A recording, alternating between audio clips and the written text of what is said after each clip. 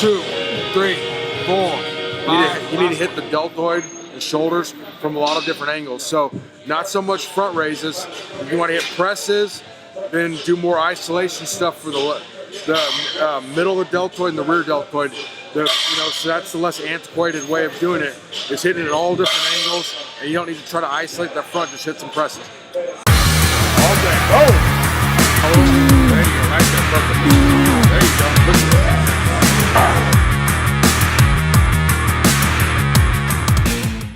A lot of stuff when it comes to bodybuilding training, there's very few things that people can agree on.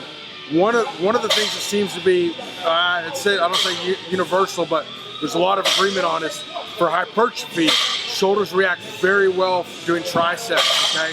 So what we did on this one, start off on the military press over there, the hammer strength one, going heavy, 4 reps, not even a full 5-second eccentric, it's a 5 count, so 1, 2, 3, 4, 5. I mean, he's fighting tooth and nail and pushing down. He's depleted right now in a keto diet, getting his ass kicked. And that's what I'm trying to put pressure right there. So we did 4 reps like that, heavy weight. So you want to start with something you do on your own for say like 8, 10, maybe even 12 reps. Next, going to lean away, double lateral raises, okay? So getting a little extended range of motion that overloads the top of the movement, puts more tension throughout the entire range of motion on the lean away double lateral raise right there.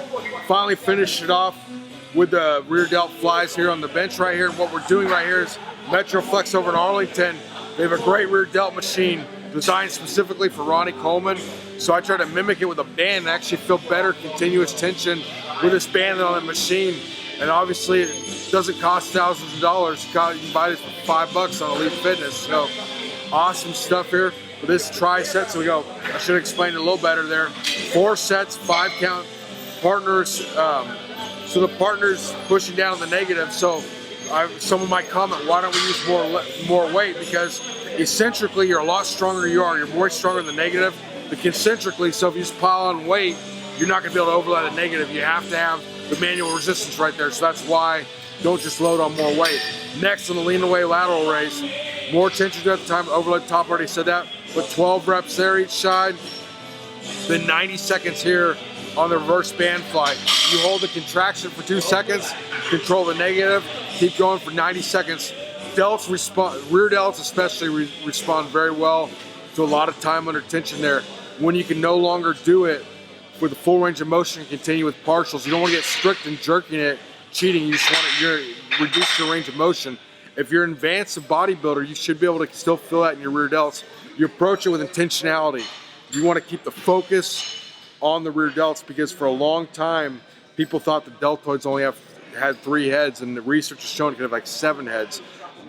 So if you want to know more about that, go to the next Russian vodka drinking with a sports scientist and question them, or just put it in layman's terms.